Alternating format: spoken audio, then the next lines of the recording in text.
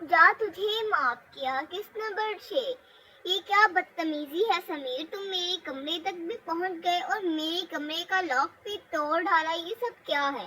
اب اور کیا چاہتے ہو مجھ سے؟ یہاں بھی آ گئے تم مجھے بدنام کرنے، خدا کا واسطہ ہے سمیر۔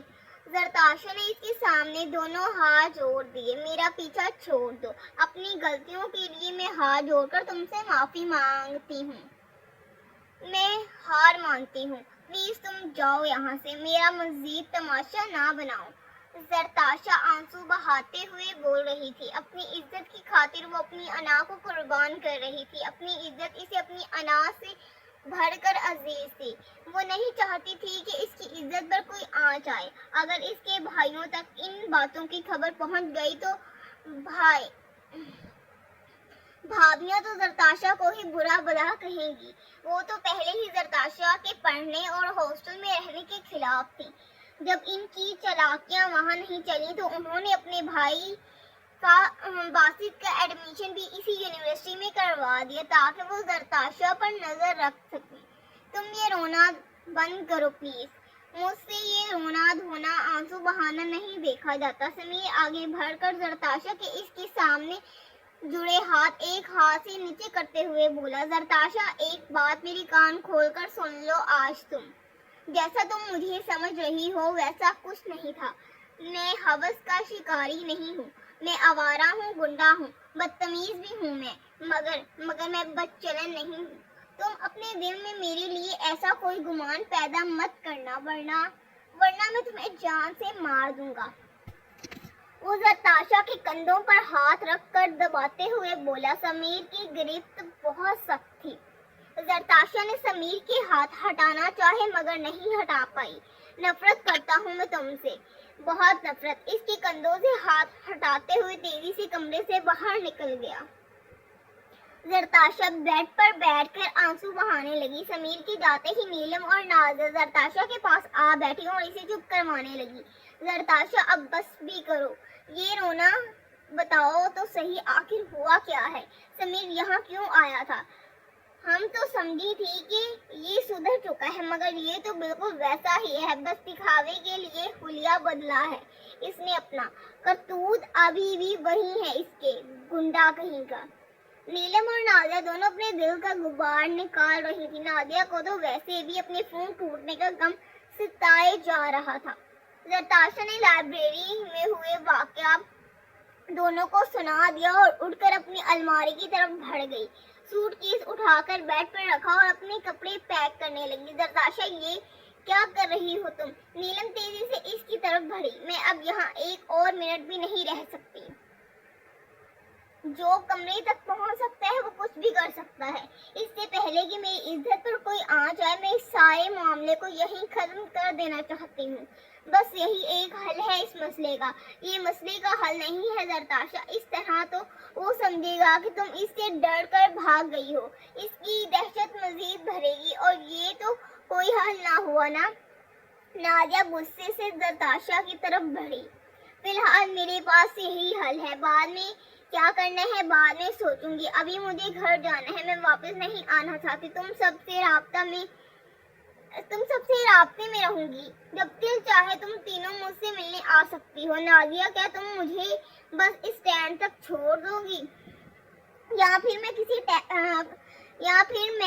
ٹیکسی منگوا لوں؟ کیسی باتیں کر رہی ہو زرتاشا، تم پاگل ہو گئی ہو، کچھ سوچو، کیا کرنے جا رہی ہو تم؟ یہاں بھابیاں تو پہلے ہی یہی چاہتی ہیں کہ تم پڑھائی چھوڑ کر واپس آ جاؤ، ان کے بچے سنبھال لیں، اس غلامی میں کم از کم عزت تو محفوظ رہے گی۔ زرتاشا اپنا بیگ اٹھا کر کندھے سے لٹکایا اور سوٹ کیس گھسیٹتے ہوئے کمرے سے باہر نکل گئی۔ نیلم اور نازیہ تیزی سے اس کے پیچھے دوڑیں۔ زرتاشا رک جاؤ پلیز، ایسا مت کرو، وہ دونوں آوازیں دیتی رہ گئیں مگر زرتاشا نے ان کی ایک نہیں سنی، وہ آنسو بہاتے ہوئے آگے بڑھتی چلی گئی۔ اچھا ٹھیک ہے رکو تو صحیح، میں گاڑی لے کر آتی ہوں۔ نازیہ زبردستی اس کا ہاتھ تھامے راستہ روک کر کھڑی ہو گئی۔ زرتاشا رک گئی، نازیہ گاڑی لے کر آئی اور تینوں گاڑی میں بیٹھ کر بس اسٹینڈ کی طرف روانہ ہو گئی۔ زرتاشا مسلسل آنسو بہا رہی تھی، اس نے کبھی سوچا نہیں تھا کہ ایک ایسے بے حس انسان سے پالا پڑے گا اس کا۔ पढ़ाई छोड़कर यूं जाना पड़ेगा इसको। कितनी मुश्किलों से इजाजत मिली थी इसे पढ़ने की, भाभीियों की 1000 मिन्नतें करनी पड़ी। अगर आज माँ बाप जिंदा होते तो भाभीियों की गुलामी ना करनी पड़ती मुझे। जरदाशा को अपने बाबा याद आने लगे। बचपन से अपने बाबा की लाडली रही थी वो। भाइयों से ज्यादा प्यार करते थे बाबा इससे। 2 साल पहले इनकी अचानक मौत ने जरताशा को तोड़कर रख दिया था। माँ का साया तो बचपन में ही जरताशा के सर से उठ गया। इस वक्त वो 4 साल की थी जब इसकी माँ सोकर उठी ही नहीं। इनका हार्ट फेल हो चुका था। इसके बाद भाइयों और बाबा ने ही मिलकर पाला इसको। शादियों के बाद बस अपनी बीवियों के ही होकर रह गए। जब तक बाबा जिंदा रहे जरताशा की जिंदगी अच्छी गुजरती रही, मगर जैसे इनके बाबा इस दुनिया से रुखसत हुए, चंद माह बाद ही भाभीियों की सच्चाई सामने आने लगी। अपना असली रूप दिखाने लगी वो दोनों बहनें। जरताशा को बात बात पर मुफ्तखोरी का ताना दिया जाता, इनकी गुलामी करती वो अलग, मगर जरताशा ने कभी इनको पलटकर जवाब नहीं दिया। वो दोनों लाख नफरत कर लें जरताशा से, मगर जरताशा ने हमेशा इन दोनों को अपनी बड़ी भाभीियों से भरकर अपनी माँ का दर्जा दिया। वो बड़े लोग कहते थे ना, बड़ी भाभीियाँ माँ जैसी होती हैं। बस जरताशा इसी बात को मानते हुए आगे बढ़ रही थी। सब कुछ अच्छा चल रहा था, फिर जरताशा के सर पर पढ़ाई का जुनून सवार हो गया।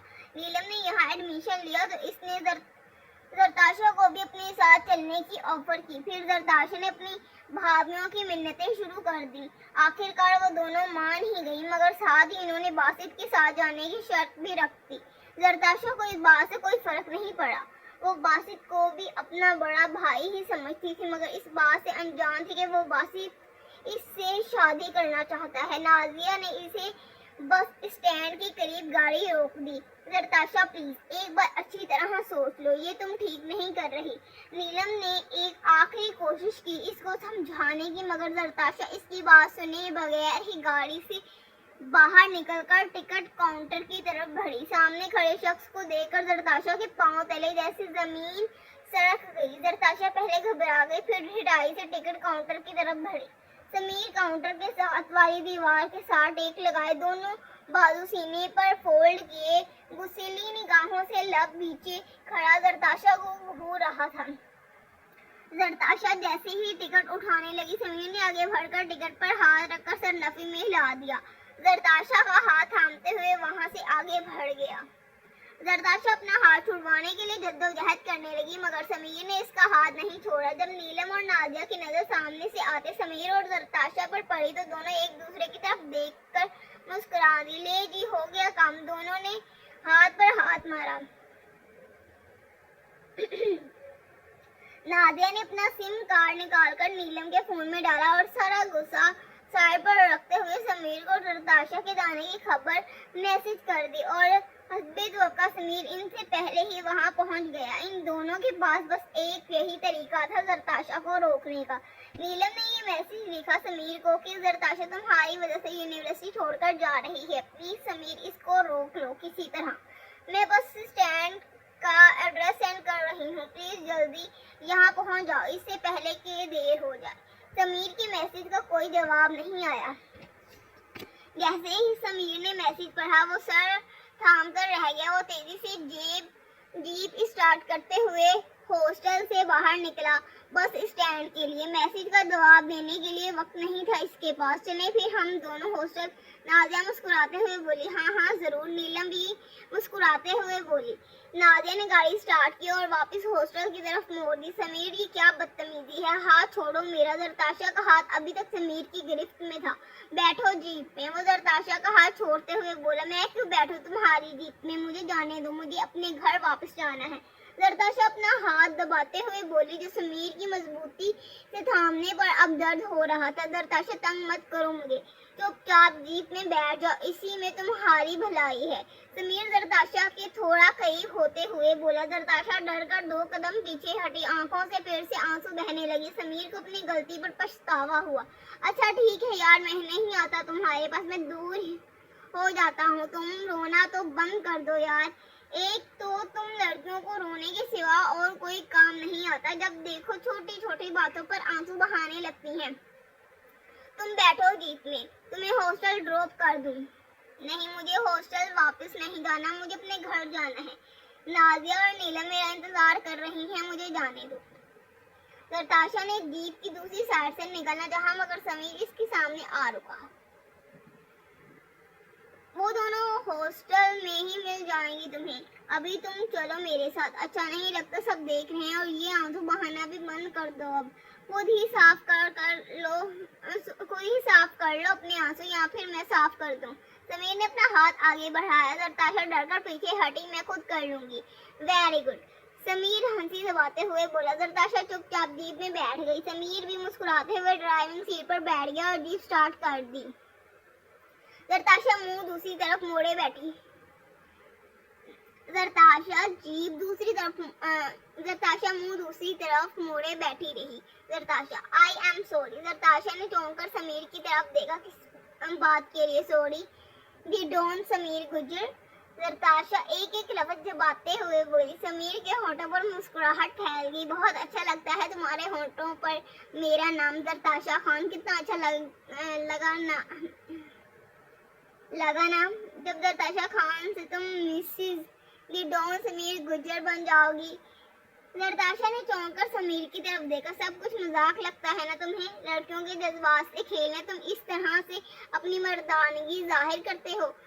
سمیر نے جیپ سڑک کے کنارے روک دی۔ نہیں نتاشا، تم غلط ہو، میں لڑکیوں کے جذبات سے نہیں کھیلتا، ان کی برداشت سے زیادہ مذاق نہیں کرتا میں ان سے، مگر تم ان لڑکیوں میں سے نہیں ہو، تم الگ ہو۔ تمہارے جذبات کو سمجھنا چاہتا ہوں میں، تمہارے ساتھ گھر بسانا چاہتا ہوں میں۔ مردانگی یہ نہیں کہ میں تمہارا ہاتھ زندگی بھر کے لیے تھام لوں۔ رہنے دو یہ بڑی بڑی باتیں، مجھے تمہارے ساتھ کی کوئی ضرورت نہیں ہے، میں یہاں پڑھائی کرنے آئی ہوں، گھر بسانے نہیں۔ سمیر نے مسکراتے ہوئے جیپ سٹارٹ کر دی۔ گھر تو ایک نہ ایک دن تو بسانا ہی پڑتا ہے نا سب کو، تمہیں بھی بسانا ہے تو پھر میرے ساتھ کیوں نہیں؟ جیسا تم نے کہا، میں نے ویسا کر ڈالا۔ نتاشا تمہاری خاطر اتنا بدل ڈالا خود کو، مگر تمہاری بات ابھی بھی وہی کی وہی ہے۔ میں نے تو بس ایک بات کی تھی کہ خود کو بدل لو، اچھے انسان بنو، لڑکیوں کی طرح لمبے بال اور مردوں کی طرح لمبی مونچھیں رکھے، آدھے مرد اور آدھی عورت بن کر زندگی گزار رہے تھے تم۔ سمیر کو جھٹکا سا لگا نتاشا کی بات پر، چہرے پر پھر سے غصے کے آثار چھانے لگے۔ اس نے غصے سے ہاسٹل کی گیٹ کے پاس جیپ کو بریک لگائی۔ آج کے بعد یہاں سے جانے کی کوشش مت کرنا، ورنہ میں تمہارے گھر سے واپس لے آؤں گا تمہیں۔ اب نکلو میری جیپ سے۔ سمیر ایک لفظ سے باتیں ہوئے بولا۔ نتاشا کو شدت سے اپنی توہین کا احساس ہوا۔